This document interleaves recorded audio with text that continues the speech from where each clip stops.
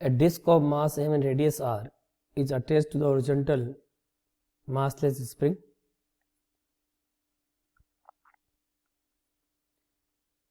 Spring constant case so that it can roll without slipping along a horizontal surface. If the spring is compressed a distance x from its natural length, what is the period of SHM? अब देखो, एक तो मैंने आपको हमेशा shortcut सिखाया है, और शॉर्टकट क्या कहता है हमारा, t equal to 2 pi root M by K. तो कब होता है? जब स्प्रिंग ब्लॉक सिस्टम होता है।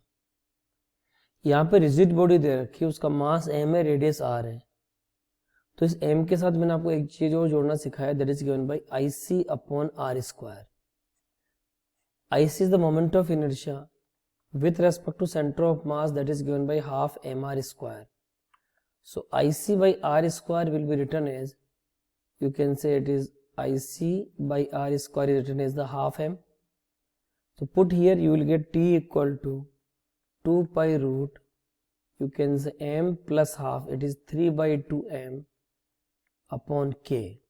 So this is the answer of this problem, t equal to 2 pi root 3 by 2 m by k. अब मैं इसी को एक दूसरे मेथड से भी आपसे डिस्कस करता हूँ। तो हम फ्रिक्शन से सोचते हैं इसको।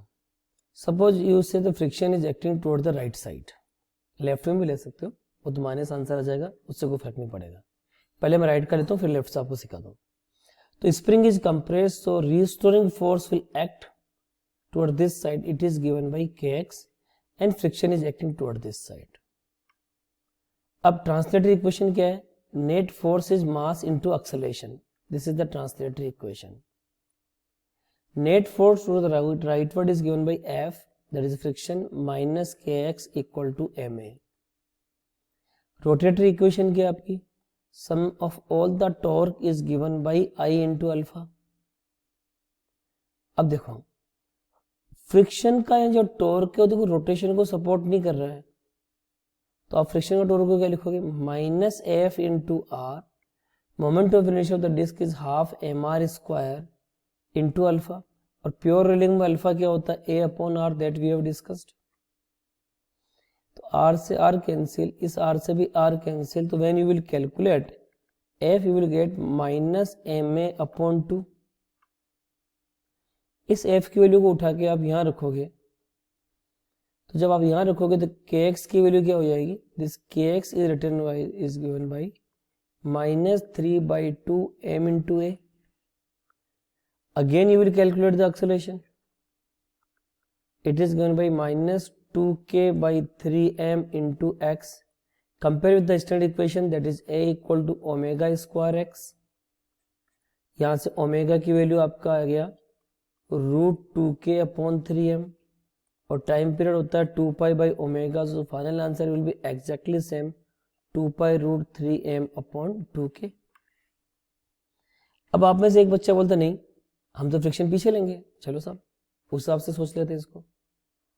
You consider the friction is acting toward this side and spring is compressed, so of course restoring torque will also act, restoring force will also act toward this side, and rotation tendency is toward this side, and I say this is the rotation tendency, this is acceleration alpha, and this is the acceleration towards the mean position.